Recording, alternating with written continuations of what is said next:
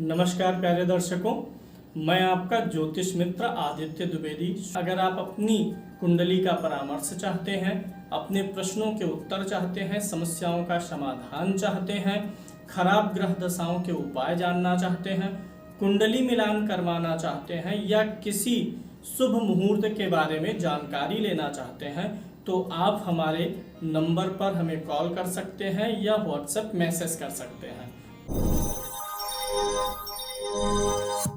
जन्म कुंडली विश्लेषण में हमने जो डाटा लिया है 17 जुलाई 1982 रात के 2:33 का जन्म है, राजस्थान का जन्म है। अब इस कुंडली में सबसे पहले देखिए, लगन में 2 नंबर की गिनती है तो वृषभ लगन की कुंडली बनेगी। वृषभ लगन की कुंडली में लग्न 17 अंश का है, रोहिणी नक्षत्र में लगन है जो कि चंद्रमा का नक्षत्र होता है। सूर्य इसी कुंडली में 0 अंश का है, कर्क राशि में है, पुनर्वसु नक्षत्र में है जो कि गुरु का नक्षत्र है। चंद्रमा कुंडली में 5 अंश का होकर के वृषभ राशि उच्च राशि में बैठा है। कृतिका नक्षत्र में है, सूर्य का यह नक्षत्र होता है। मंगल 26 अंश का होके बैठा हुआ है, कन्या राशि में है और चित्रा नक्षत्र में है जो कि मंगल का नक्षत्र है। बुध 20 अंश का है, मिथुन राशि में है, बुध कुंडली में अस्त भी है और पूर्ण रूप से अस्त तो नहीं माना जाएगा, लेकिन अस्त का कुछ प्रभाव रहेगा। पुनर्वसु नक्षत्र में है, गुरु का नक्षत्र है। गुरु कुंडली में 7 अंश का होकर के तुला राशि में स्वाति नक्षत्र में बैठा है, राहु के नक्षत्र में। शुक्र कुंडली में 1 अंश का होकर के मिथुन राशि पर बैठा है, मृगशिरा नक्षत्र में है, मंगल के। शनि 22 अंश का कन्या राशि में है, हस्त नक्षत्र में है, चंद्रमा के।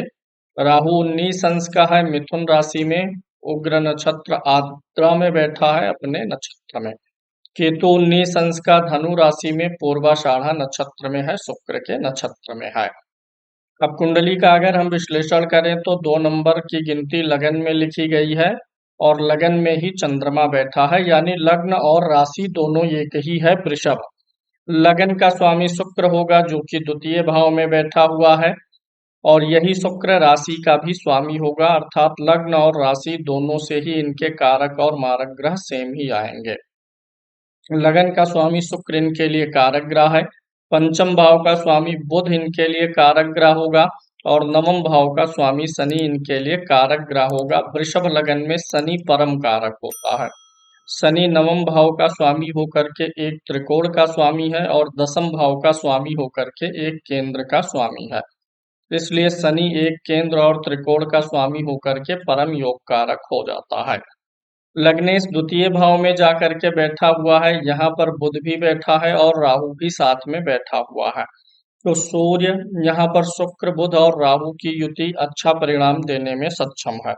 शुक्र यहाँ पर लगन का स्वामी है, बुध पंचम भाव का स्वामी है, बुध यहाँ पर स्वराशि का भी है। तो यह राहु के साथ बैठ करके जीवन में धन वगैरह देने के लिए पर्याप्त अवसर उपलब्ध कराएगा, क्योंकि शुक्र और बुध की युति 2 कारक ग्रहों की युति है। इसमें राहु इन दोनों के लिए मित्रवत व्यवहार भी करता है, राहु की लगन से शत्रुता भी नहीं है। तो सूर्य शुक्र बुध और राहु यहाँ पर धन योग का निर्माण कर रहे हैं। अब इस योग पे गुरु की भी नामी दृष्टि आ रही है, ये भी यहाँ पर अच्छी बात दिखाई दे रही है। गुरु चूंकि धन का कारक होता है और धन भाव पर इसकी नामी दृष्टि भी पहुंचेगी, तो धन योग इस कुंडली में मौजूद है। यह योग कब किस प्रकार से काम करेगा आगे अभी देखेंगे। यानी ये योग इनके लिए अच्छा है। इस योग के कारण जो दूसरे में राहु बैठा है, परिवार से भी कभी कभी कुटुंब से दूर रखने का प्रयास करता है। तृतीय भाव में सूर्य महाराज बैठे हुए हैं जो कि चतुर्थ भाव के स्वामी हैं और यहाँ अपने भाव से 12 में गए हुए हैं और शनि मंगल की युति भी है। जन्म स्थान से दूर जाना या विदेश जाने के लिए प्रयास करना, ये इनके लिए उत्तम रहेगा। इन्होंने पूछा भी है कि बेंगलोर जाना चाहते हैं, सही रहेगा कि नहीं। एकदम से सही रहेगा, राजस्थान छोड़ना ही आपके लिए ज्यादा सही रहेगा। मंगल शनि की युति भी जन्म स्थान से दूर जाने पे अच्छा योग बनाती है। दूसरा, चतुर्थेश भी अपने भाव से 12 में बैठा हुआ है। तीसरा, राहु द्वितीय भाव में कुटुंब से थोड़ा दूर ही रखता है, तो बेंगलोर जाना आपके लिए सर्वथा उचित है और आपको जाना चाहिए। चतुर्थ भाव का स्वामी सूर्य है, 12वें भाव में बैठा है अपने भाव से। चतुर्थ भाव का स्वामी चंद्रमा की राशि में है, चंद्रमा लगन में उच्च का होकर के बैठा हुआ है। भूमि भवन वाहन का सुख इस कुंडली में बनता है, लेकिन भूमि भवन वाहन की तेज ग्रोथ जो ऐश्वर्य जीवन में होता है वह तेज नहीं दिखाई दे रहा, उसमें बाधाएं आएंगी।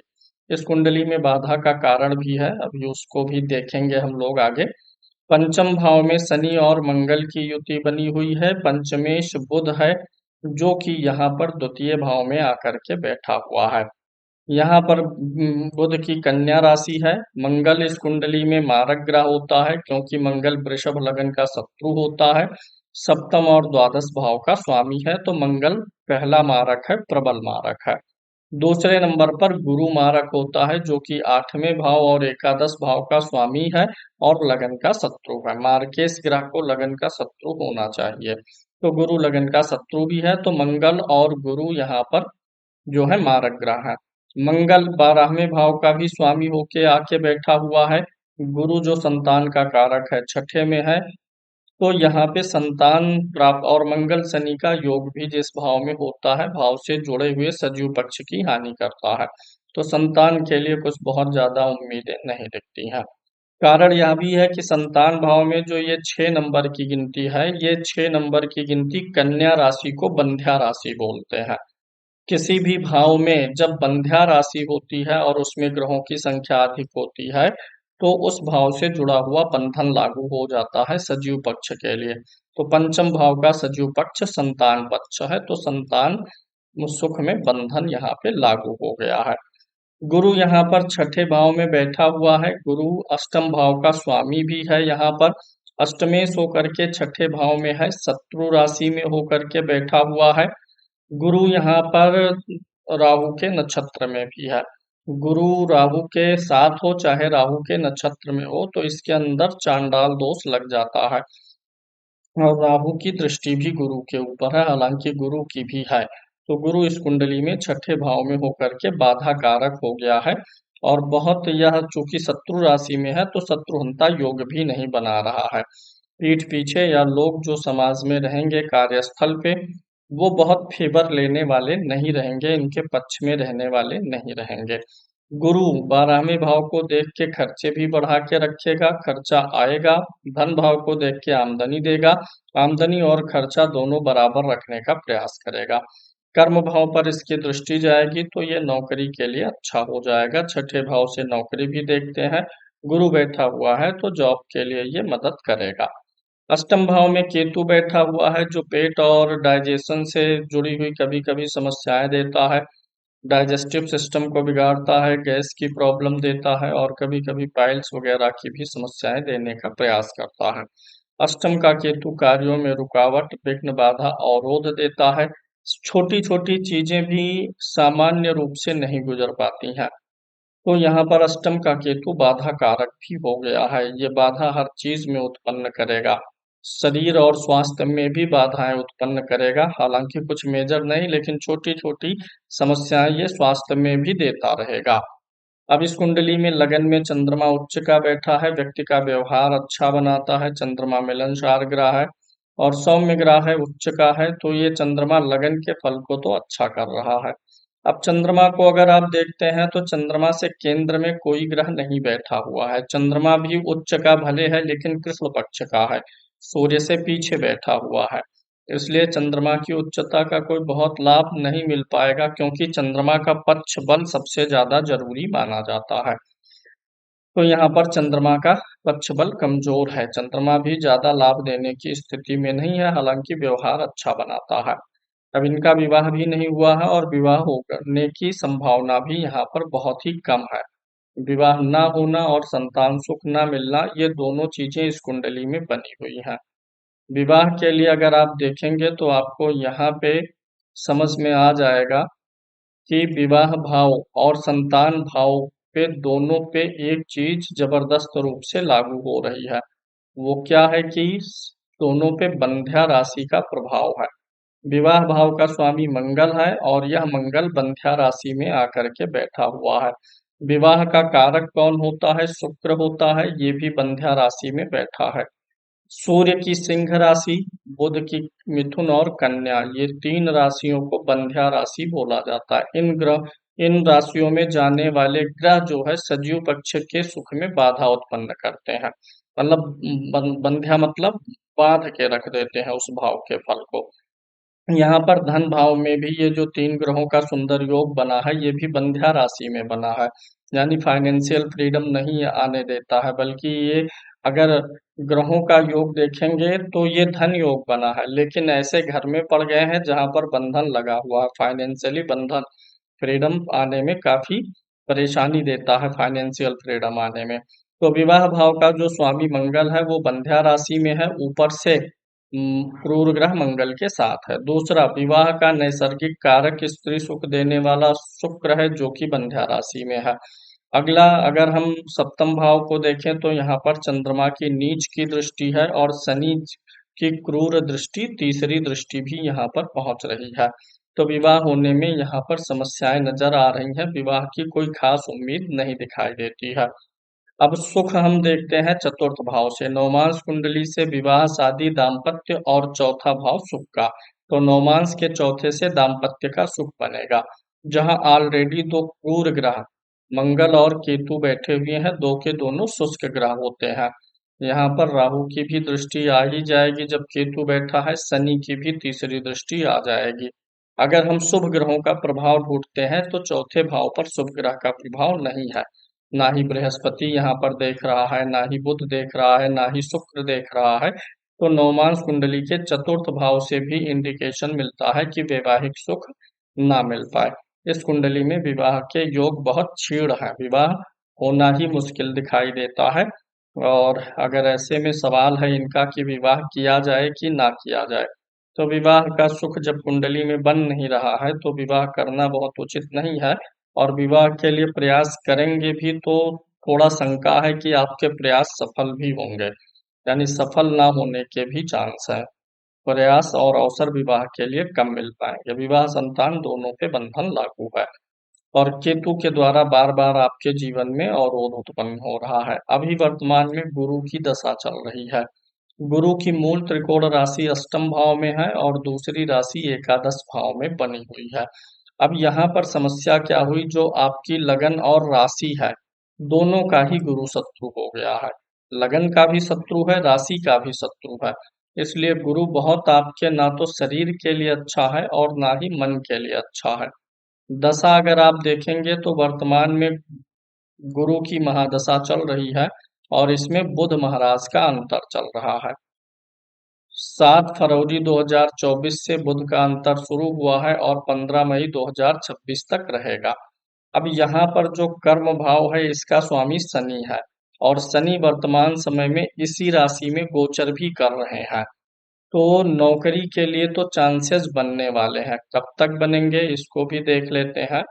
यहाँ पर जो गुरु में बुध का अंतर है, इसमें शनि का प्रत्यंतर जब मिलेगा तो नौकरी के लिए ज्यादा बेहतर चांस आएंगे।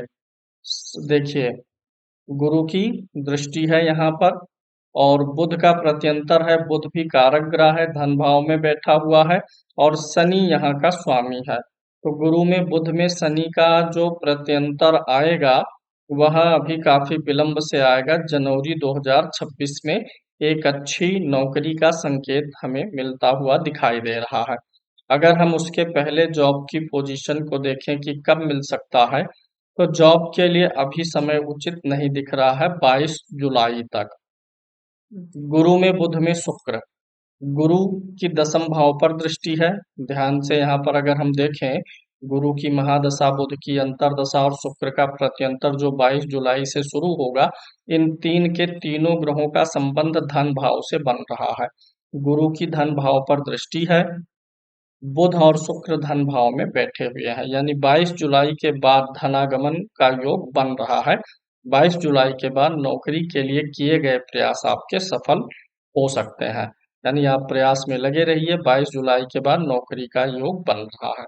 फिर 2026 जब आएगा, गुरु में बुध में शनि का अंतर आएगा, तब कोई अच्छा और ज्यादा बढ़िया चांस आपको मिलेगा नौकरी के मामले में।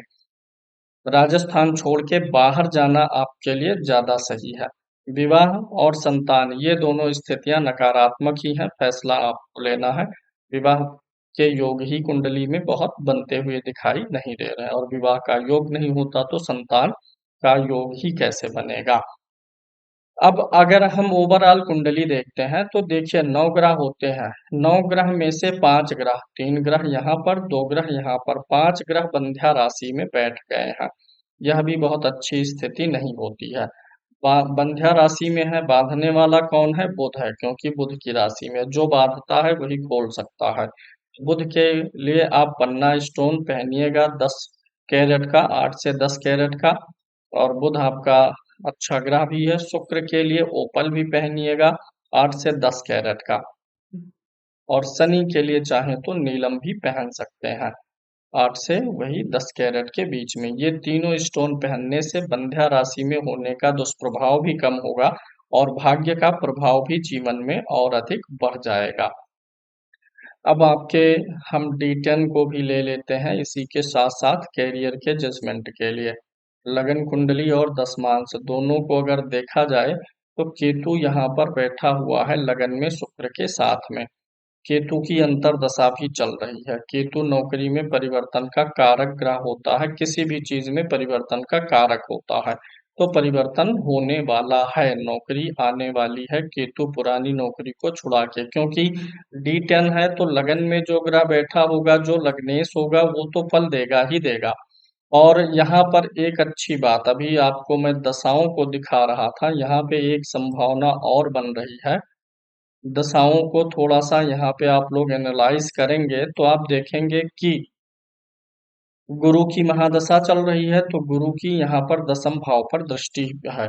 दूसरा, दशमांश कुंडली में गुरु दशमेश भी है, यानी गुरु का कनेक्शन मिला। अब इसमें बुध को देखेंगे अगर आप, तो बुध का संबंध लगन कुंडली में धन भाव से है, और दशमांश कुंडली का लग्नेश भी है बुध। तो गुरु में बुध की अंतर्दशा इसीलिए मैंने ली। अब इसमें शुक्र का प्रत्यंतर इसलिए जरूरी है कि यहाँ द्वितीय भाव में तो धन भाव, द्वितीय धन भाव में है लगन में, लेकिन दशमांश में शुक्र लगन में ही बैठा है, इसलिए दशमांश के लगन का फल देगा। तो गुरु में बुध में शुक्र जब शुरू होगा 22 जुलाई 2024 से, तो नौकरी के तुरंत योग बनेंगे और जल्दी ही नौकरी मिल जाएगी, और इस बार नौकरी आपको ठीक ठाक मिल सकती है। अभी यहाँ पर गुरु में बुध में केतु का प्रत्यंतर जो चल रहा था, यह नौकरी बदलवाने के लिए उचित था। तो यह प्रत्यंतर आपको शुरू हुआ जब से, तब से ही नौकरी में परिवर्तन की संभावनाएं बन गई थी। नौकरी चेंज करवाता है केतु। बुध गुरु में बुध में केतु 3 जून को ही प्रारंभ हो गया था, तभी से यह निश्चित हो गया कि आपको कोई नई नौकरी मिलेगी, नौकरी चेंज होगा, पुराना आपका नहीं चल पाएगा। तो नौकरी के लिए आप परेशान ना हो, आने वाले में नौकरी मिलने वाली है। अब यहाँ पर अगर हम आपकी लगन कुंडली से ओवरऑल जजमेंट निकालते हैं तो गड़बड़ क्या है, देखिए अभी करंटली बृहस्पति की महादशा चल रही है। बृहस्पति आपका छठे भाव में बैठा है। अभी जब आपको नौकरी मिल जाएगी 22 जुलाई के बाद में, तो आपको गुरु के लिए उपाय की जरूरत रहेगी। गुरु आपके लग्न और राशि दोनों का शत्रु है, प्रबल मारक ग्रह है, छठे भाव में बैठा भी है शत्रु राशि में, तो ये बहुत अच्छा फल देने में सक्षम नहीं है। ये आपके आय व्यय, थोड़े दिन पैसा कमाएंगे, कुछ बचेगा, तुरंत फिर फाइनेंशियली दिक्कतें देने लगेगा। ये जो धन योग बना हुआ है कुंडली में, ये बहुत ज्यादा प्रभावी होता हुआ नहीं दिख रहा है, क्योंकि बंध्या राशि में है। तो इसलिए आपको बंधन को खोलने के लिए बुध, शुक्र और शनि का स्टोन पहनना है। अब यहाँ पर गुरु के लिए क्या करना है, हर महीने गुरु की वस्तु का दान करते रहना है। और केतु जो कि हर छोटे छोटे कामों में बाधा उत्पन्न करता है, चिंता जिसके कारण से बनती है, तो इसके लिए आपको क्या करना है, केतु के मंत्रों का जाप एक बार करवा के हवन करवाइए, और हर महीने में एक बार शनिवार को केतु के वस्तु का दान करते रहना है।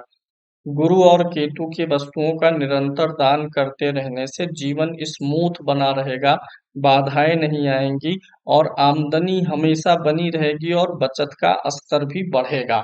तो गुरु और केतु के लिए आपको दान हो सके तो जप दोनों के लिए ये करना है। बुध शुक्र और शनि का स्टोन पहनना है। और अगर मंगल की बात करें तो मंगल प्रोफेशनली आपको गड़बड़ नहीं दे रहा है, संतान में सिर्फ बाधा और विवाह में बाधा दे रहा है। तो उपाय से भी ये चीज दूर नहीं होगी, इसलिए मंगल को आप ऐसे ही छोड़ सकते हैं या मंगल के लिए तीन मुखी रुद्राक्ष धारण कर सकते हैं।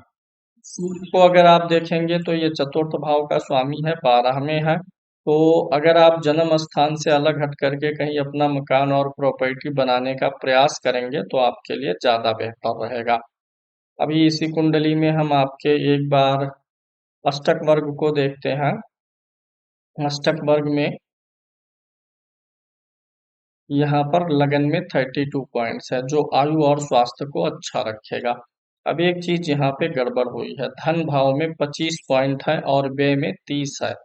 तो धन में अधिक होना चाहिए और व्यय में कम होना चाहिए। हालांकि लाभ भाव में अधिक पॉइंट है, यानी यह धनागमन सूचित करता कि आप धन कमाएंगे, लेकिन बचाने के मामले में थोड़ा सा गड़बड़ दिखाई दे रहा है, पॉइंट थोड़े से कम हो रहे हैं।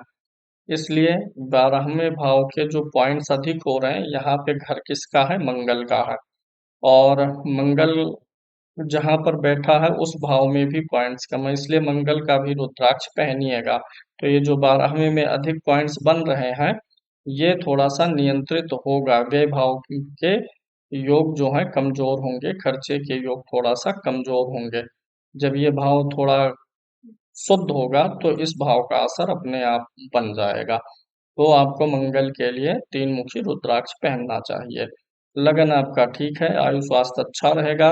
तृतीय भाव में 34 पॉइंट है, जो मेहनत और परिश्रम को दर्शाते हैं, अच्छा दिखाई दे रहा है। भौतिक सुख साधनों के मामले में जीवन एवरेज रहेगा, क्योंकि 28 पॉइंट एवरेज पॉइंट में आते हैं।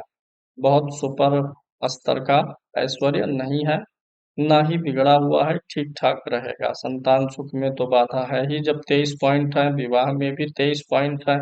तो संतान और विवाह का जो संकेत हमें लगन कुंडली से मिल रहा था, वह अष्टक वर्ग से भी कम कंफर्म हो रहा है। तो आपको विवाह और संतान की अधिक उम्मीद नहीं करनी चाहिए। छठे भाव में अधिक पॉइंट होना बहुत ठीक तो नहीं होता है, लगन के पॉइंट से कम ही रहे तो ही अच्छा होता। लगन में 32 है, यहाँ 33 हो गया, यानी कंपटीटर्स आपको जीवन में मिलते रहेंगे। अष्टम भाव में थोड़ा कम है और लगन में ज्यादा है, यानी रोग वगैरह और कोई गंभीर बीमारी परेशानी आपको ज्यादा पीड़ित करने वाली नहीं है। अष्टम के पॉइंट्स लगन से कम है, अच्छा है। द्वादश भाव के पॉइंट भी लगन से कम है, यानी आयु लंबी रहेगी।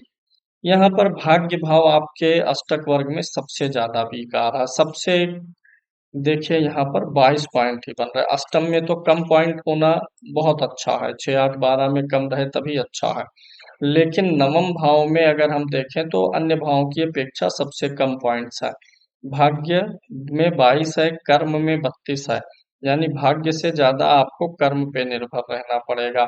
लाभ भी आपको मिल जाया करेगा, आमदनी बना लेंगे, थोड़ा सेविंग में यहाँ पर दिक्कत आती हुई दिख रही है। लगन आप स्वयं होते हैं, सप्तम भाव दाम्पत्य का होता है, दोनों में भी बहुत ज्यादा अंतर आ गया है, 9 पॉइंट का अंतर आ गया है। यह भी संकेत दे रहा है कि विवाह होने की गुंजाइश कम दिखाई दे रही है। अब अगर आपके D10 को ही हम एक बार फिर से एनालिसिस करें, यहाँ पर मैं आपके D10 की कुंडली को निकालता हूँ। दशमांश कुंडली में दशमांश कुंडली में आने वाला समय मुझे काफी ठीक इसलिए भी दिख रहा है, क्योंकि यहाँ दशमांश के दशम में सूर्य महाराज बैठे हुए हैं। और आने वाले समय में आपको सूर्य का लाभ भी मिलेगा, जब गुरु में बुध में शुक्र का अंतर शुरू होगा, फिर उसमें यहाँ पर गुरु में बुध में शुक्र का अंतर 22 जुलाई से शुरू होगा। फिर उसके बाद जो यहाँ पर ये पहली क्या है? महादशा, दूसरा अंतरदशा, तीसरा प्रत्यंतर दशा, फिर इसके बाद सूक्ष्म दशाएं जो हैं, इसमें भी सूर्य आ रहा है, जो कि दशमांश कुंडली के दशम में बैठा। आने वाले समय में कैरियर की स्थिति अच्छी रहने वाली है, यानी नौकरी तो मिल जाएगी और ठीक ठाक नौकरी मिलेगी। दशमांश कुंडली के लगन में शुक्र और केतु बैठा हुआ है। मिथुन राशि में बैठा है शुक्र, तो अच्छा होता है। हो सकता है आपके ज्यादातर मामलों में कहीं लेडीज की भूमिका अधिक रहे, जैसे बॉस हो जो है लेडीज रहे, या ऑफिस में कोई लेडीज ऐसी रहे जो आपके जॉब इंटरव्यू आदि में कहीं ना कहीं कोई स्त्री मुख्य भूमिका निभा सकती है आपके ऑफिस में। केतु यहाँ पर बैठा हुआ है लगन में, थोड़ा और अधिक मन लगाने की जरूरत है आपको नौकरी में। द्वितीय भाव का स्वामी यहाँ पर चंद्रमा है, और चंद्रमा अच्छी स्थिति में है, यानी कि कार्यस्थल पर भाषा बोली आपकी लगभग ठीक रहेगी। मंगल की नीच की दृष्टि है, तो कभी कभी कार्यस्थल पे अंदर ही अंदर आपको गुस्से का घूंट पीना पड़ेगा। तृतीय भाव का स्वामी सूर्य है, दसम में गया हुआ है। दसमांश कुंडली का मैं विश्लेषण कर रहा हूँ, ये D10 है, यानी कार्यस्थल पर मेहनत करेंगे, और आने वाले समय में इस बार जो नौकरी मिलेगी या 2026 तक में कुछ बहुत प्रमुख पद आपको मिलने वाला है, यानी आप किसी न किसी रूप से पावर में रहेंगे ऑफिस में। चतुर्थ भाव अगर यहाँ पर देखेंगे तो बुध चौथे में बैठा, चौथे से चौथे में यानी सातवें में बैठा है, तो जहाँ आप काम करेंगे वहाँ सुख साधन सुविधाएं आपको मिलेंगी। और आपके साथ में जो जो भी आप काम करेंगे या जिस प्रोजेक्ट में रहेंगे उसमें और कई सारे लोग शामिल रह सकते हैं, क्योंकि यहाँ सातवें में 4 ग्रह बैठे हुए हैं। मंगल अष्टम भाव में बैठा हुआ है जो काम का तनाव देता है, और चंद्रमा नवम भाव में बैठा है, तो इसमें आपको एक सलाह है। चंद्रमा नवम भाव में है और द्वितीय भाव का स्वामी भी है। कार्य स्थल पर किसी देवी आदि की तस्वीर होना, या आप अपनी मोबाइल में ही ये देवी की तस्वीर की डीपी लगाइए। कार्यस्थल पर किसी न किसी देवी की, जैसे भगवती देवी दुर्गा, भगवती लक्ष्मी, सरस्वती आदि की तस्वीर आपके अगर दिन भर में सम्मुख पड़ती रहेगी, तो कार्य क्षेत्र के मामले में आपका भाग्य और अधिक साथ दे सकता है। अभी पुनः दशाओं का अवलोकन कर लेते हैं। गुरु की दशा तो बहुत अच्छी नहीं है आपके लिए, गुरु को एक तरीके से झेलना ही है आपको। तो यहाँ पर गुरु की दशाओं को हम देखते हैं।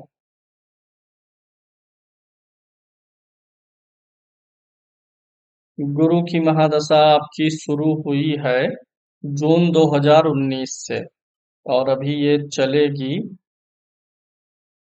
जून 2035 तक, 35 तक चलेगी।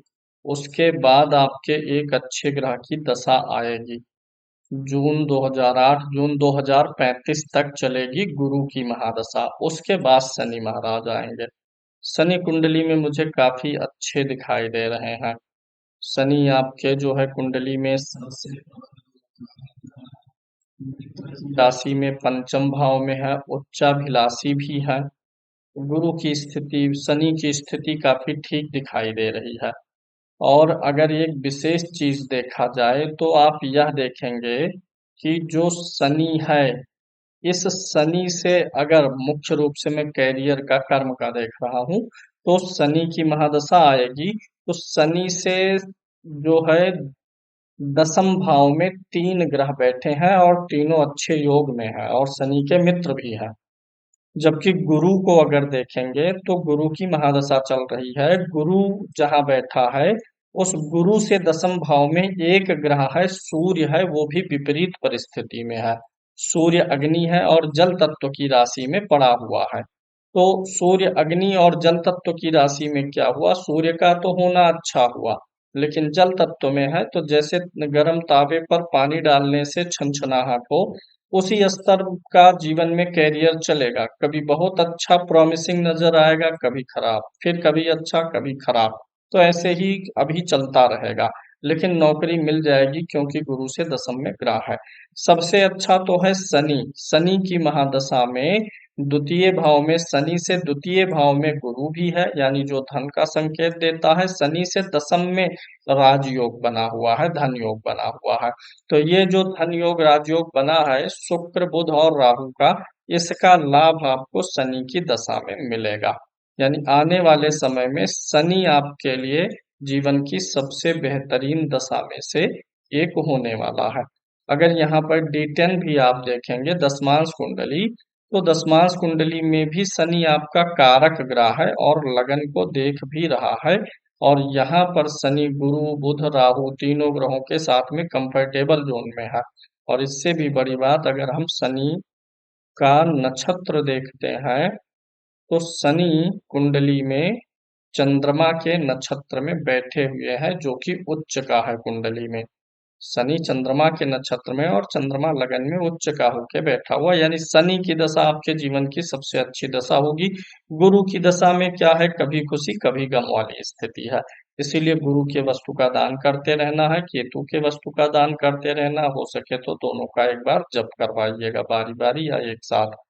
बुध शुक्र और शनि के लिए स्टोन धारण कर लेना है, मंगल के लिए रुद्राक्ष धारण कर लेना है।